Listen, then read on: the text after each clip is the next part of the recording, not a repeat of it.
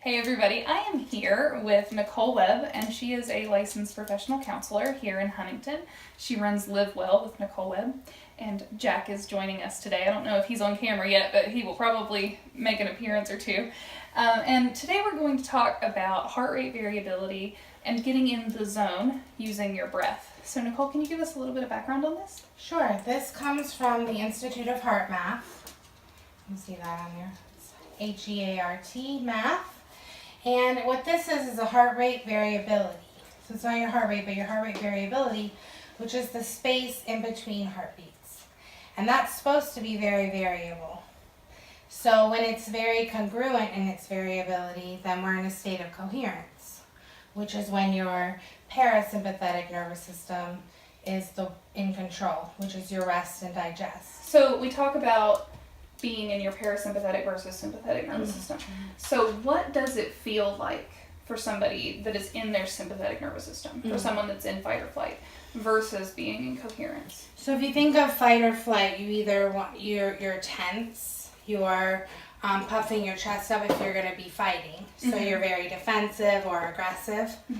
You might want to flee, you might want to run, you might want to escape, you might want to that could even look like, sleeping your day away. Right. Jack. And let's see, freeze. So you're frozen. You're just stuck. You're not making any decisions. You're not moving forward with what you know that you need to do, or you don't know what to do. It also can just look like anxiety and depression. It can look like having irrational fears. You might be having health symptoms because, as we know, I think it's 70% of all disease is stress related. So sometimes people come in with IBS or even ulcerative colitis, or they're having stress headaches, things like that. So sometimes our body will also be showing us that we're not dealing with stress. So the cool thing about heart rate variability is, you can't fake it. You can put a smile on and fake your mood, right? But you can't fake how your body's reacting to stress. And that's really what heart rate variability is measuring, is how well is your body dealing with the stress that it has on it. Right. So sometimes someone will come in and I say, how do you feel today? And they say, oh, I feel good. But the red's way up. And so what that tells me is that's their normal. That's their normal to feel that way. But really their body is probably showing the wear and tear of having all that stress. Right. So this is neat because this is actually mine from last year. Yes. So I think it's at October 2nd of 2017. So it's flashback Thursday, yes, apparently. So yeah, this is almost exactly a year ago. And we were looking at these numbers, and I think, as I remember it, in this area, we're at about 70%. 70% in the red, yes. And then when we moved over here, it was 67%. Yes. In the green. The first 2 minutes of this reading, this looks very erratic. So this was probably what we would say in the red, or in a state of non-coherence. This is where the sympathetic nervous system is probably in control. Here we started the breathing tool, and it smoothed out. Yeah. So this is where the green would have come from. All right, so we're going to demonstrate here. What we'll do is I'll do a breathing practice for about 3 minutes and do a before and after. So Nichole, do you want to talk about what kind of breathing practice we're going to do today? And this is something everybody can implement. Sure. A great practice to try would be coherence breathing, which is going to be an even inhale and exhale. So if you choose somewhere between 4 and 6, or really if 4 is too much, you could do 3. But you're going to inhale for that long, and then you're going to exhale for that long. There are little animated pictures, GIFs, that help kind of regulate. If your mind's very active and it's hard for you to focus, those, is very helpful. Totally, absolutely. Cool. So you're going to put this on your index finger. Okay. And then we're just going to start a new session. Okay. I bet I'm all over the place. And we'll see, with no technique at all, where you are. So I'm going to inhale to a count of 4 and exhale to a count of 4 and try to keep my breathing steady with an even inhale and exhale. And we're noticing that 34, 34, 32. So let's see what we can get. Cool.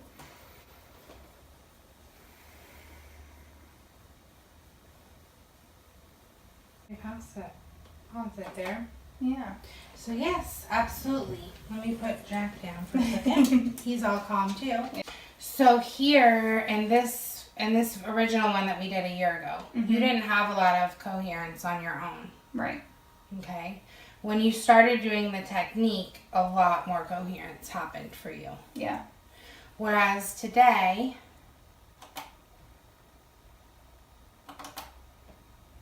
we see already with no technique, which was about the 5-minute mark, that there was already some pretty good coherence, and then it really went up when you were doing the active coherence. Yeah, absolutely. And then when you are actively practicing, it just builds that much more coherence. Very cool. Yes. So something that you mentioned earlier that I wanted to come back to is how we start to learn to implement these tools, and a lot of times you're not going to know until after the fact.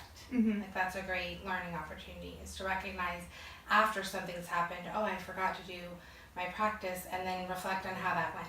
Yeah.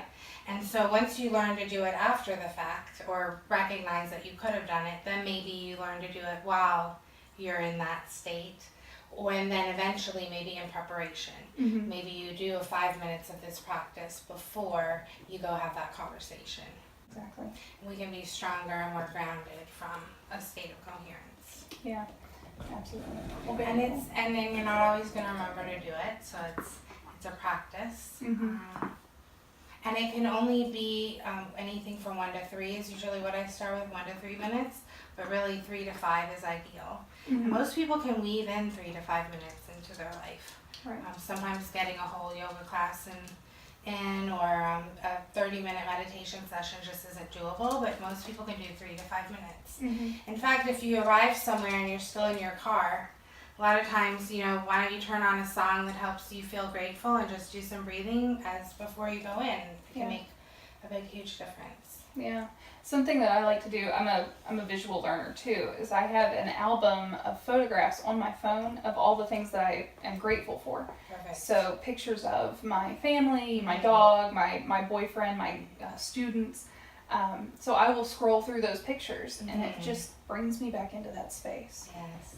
So I really recommend that. Like if you are a visual learner, then pictures, maybe even something tangible that brings you back into that space. Or, if you're an auditory person and you really resonate with music, that's a great thing to do. Make a gratitude playlist. Yeah. Very cool. Okay, well, I think that's all I have for today. Okay.